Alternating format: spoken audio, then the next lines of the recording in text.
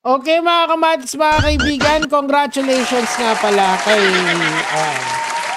dito kay Pangulong Marcos dahil sa wakas natupad na rin ang kanyang pangako sa Pilipino, kaso sa 1/3 lang. Pero pwede na. It's a start, it's a start. So 20 kilong bigas sisimula na sa Visayas. Siguro mas madaming tao sa Visayas na kailangan talaga nila ng tulong kasi nga 'di ba iba yung sabi nga ni Brad Eli, si Eli sa TikTok na hindi daw parehas ang provincial rate, siguro finactor in nila yun. And you know, ito yung wisdom na kanilang ibinaba sa atin. Very good, palakpakan natin.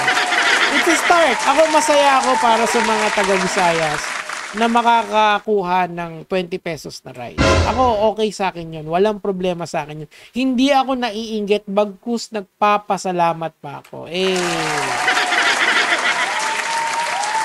Ngayon, mga kamatis, mga kaibigan, meron pong isang tao na naiinggit. Bakit ka naman naiinggit, Lodi?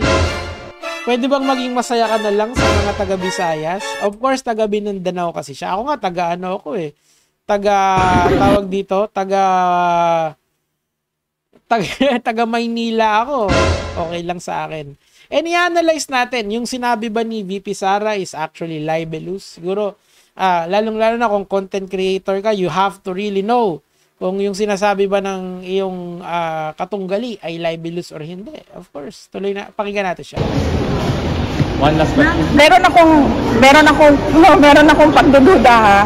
Okay, bakit ka may pagdududa? Na magbebenta sila ng 20 pesos per kilo na bigas pero hindi pang tao. Oh my God! Ako in my opinion, kasi dinidestroy kasi ni VP Sara yung credibility ni Pangulong Marcos dito. In a way, nasasabihin niya na hindi daw pang tao yung ibibigay mo, di ba? So tuloy lang natin para makuha natin yung full context. Panghayop. yun. In my opinion, that is a very libelous statement, and I'll explain why. Kasi of course, since this is the government in action, there should be a presumption of regularity. Okay? Ibig sabihin, they are going to, when they promise 20 pesos na bigas, it's something that humans can consume. That's the presumption of regularity. That's a constitutional mandate ng mga taga-gobyerno, di ba? So, pero to say na ang problema dito is that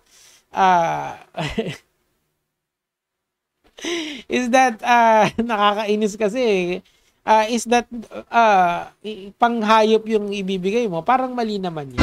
Actually, VP Sara, sana inaalam mo yung ginagawa ng House ngayon. Sila House Speaker Romualdez and all of these people na tinatry nilang ibahin yung or tinatry nilang i-amend yung life tarification law. And they have succeeded somewhat. So, ito na yung effect nun, di ba? Yung 20 pesos na bigas ilalagay na nila sa sa merkado. Sana magtuloy-tuloy, 'di ba? Sana kasama din ng Manila. Sana kasama din ng Mindanao, 'di ba? Sana kasama ang Luzon, 'di ba? But siguro dry run lang 'to. Who knows, 'di ba? Ang akin lang kung this is the effect of the amendments in the rice tarification law, which I do believe na sinabi na yan dati pa. And marami rin naman to be fair dito sa gobyerno na 'to. Marami naman silang mga program katulad ng card, 'di ba? Ano ba 'yan? Community assistance rice discount, 'di ba? Type natin maayos yung card, 'di ba?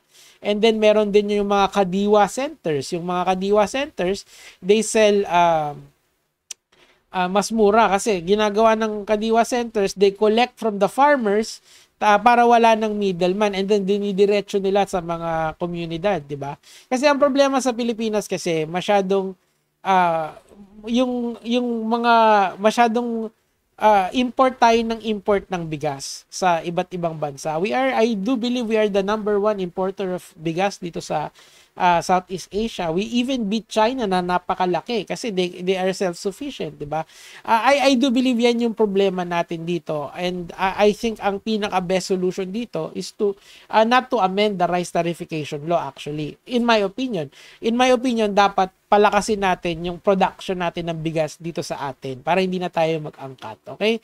Kasi meron tayong parang research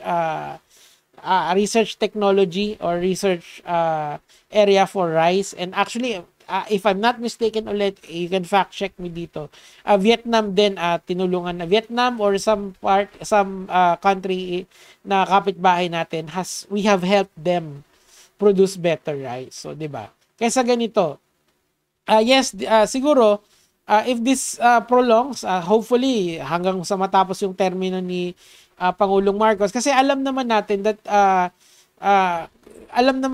talagang kaya natin mag-produce ng bigas. Kung saan man nanggaling to, hopefully magtuloy-tuloy and it's sustainable.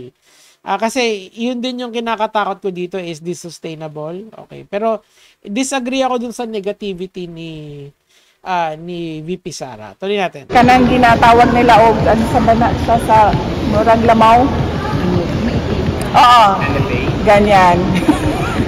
Ganun ba yung bigas ng NFA, sir? Yung NFA kasi may amoy daw yun. Pero if the NFA rice is actually edible, wala namang problema yun, di ba? Hindi naman siguro galing sa mga hinord yan, di ba? Siguro galing yan sa baka kasi direct to farmer na baka kasi walang middleman to. Kagaya nung ginagawa nila sa Kadiwa Center. Maybe yung Kadiwa Centers ay napaganda nila yung kasi wala pa kasi details dito nakakainis magpo-post walang details, 'di ba?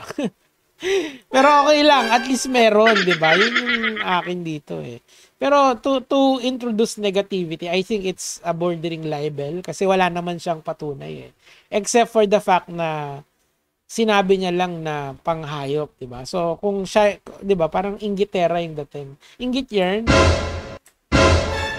Lapit na rin kasi yung impeachment, pagbigyan nyo na.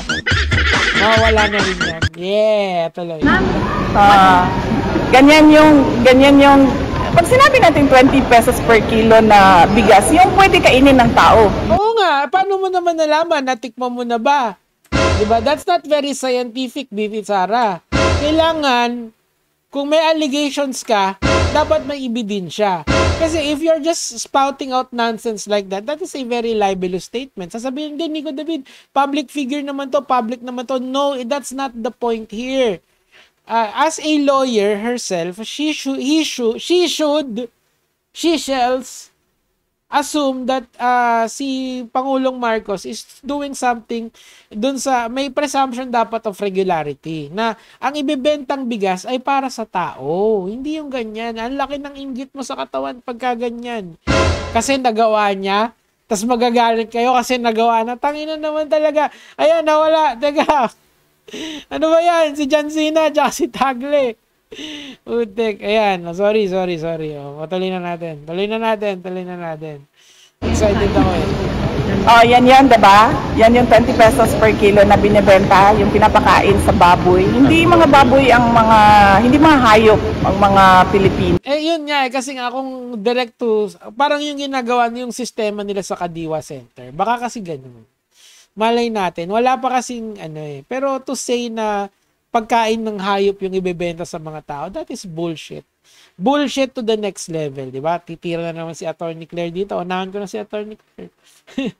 Kasi madali lang naman siyang i-debunk I mean, if you are a lawyer in her position, and hindi lang yun, she is the vice president of the country, the last thing that you should do is to siraan yung gobyernong pinagtatrabahuhan mo. That's like as if empleyado ka ng Jollibee, tapos sasabihin mo hindi masarap yung pagkain dito. Mali naman. Diba? Basic lang yan. Common sense. Kapag nagbenta kayo ng 20 pesos per kilo, bibili kami lahat kasi pwede siya kainin ng tao. Oo nga. Ma'am, what do you make out of the timing ng announcement ng 20 pesos per kilo na bigas just weeks before the election? Ano na yan? Promise na naman yan sa mga... Hindi na nga siya promise kasi nga sisimulan na sa Visayas, ibig sabihin, i-implement na. Hindi na siya promise, magiging totoo na siya. Ngayon, ako, ang pinagdadasal ko, kung ano man yung ginawa nila sa Kadiwa Center, kasi sa lahat ng ginawa ng gobyerno, yun yung pinaka-the best, yung Kadiwa Center na yun. At kumukuha na sila ng rekta sa mga magsasaka, hindi na nila pinadadaan sa middleman, tapos sila na yung nagbebenta. 'Di ba? Sana ganun. Okay. Anyway, mga kamads, mga kaibigan, Mga tao yan lang naman na yung sa akin for today. alam mong para lang Yan yung mga lods. sa eleksyon